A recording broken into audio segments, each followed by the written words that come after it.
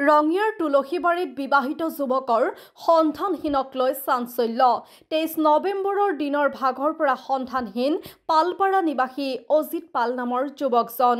পিন্ধনত গুলপীয়া বৰণৰ চোলা আৰু জিন্সৰ পেণ্ট পৰিহিত যুৱকজনে ঘৰৰ পৰা ওলাই অহাৰ পিছৰে পৰা সন্তানহীন হৈ আছে। ইতিমধ্যে ঘটনা সন্দৰ্ভত তুলসীবাৰী আৰক্ষী চকীত এজাহাৰ দাখিল মাতৃ বীণা পালৰ।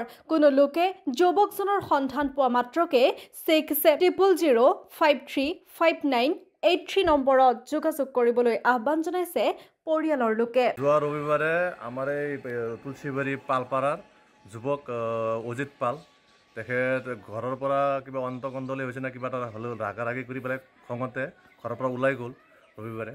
তাৰপিছৰ পৰা আজিলৈ কোনো সন্ধান নাই।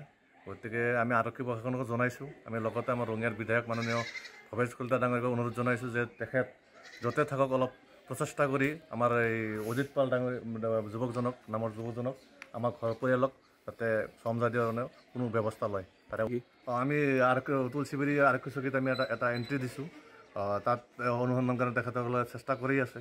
গতিকে তেখেতসকলক আমি অনুৰোধ জনাইছোঁ আমাৰ এই ৰাইজৰ ফালৰ পৰা আমাৰ গাঁৱৰ ফালৰ পৰা তেখেতৰ অনুসন্ধান ক'ৰবাত যদি আছে খা খবৰ লৈ পেলাই তেখেতক যোগাযোগ কৰি পেলাই ওলাই দিলে আমি মানে হ'ম।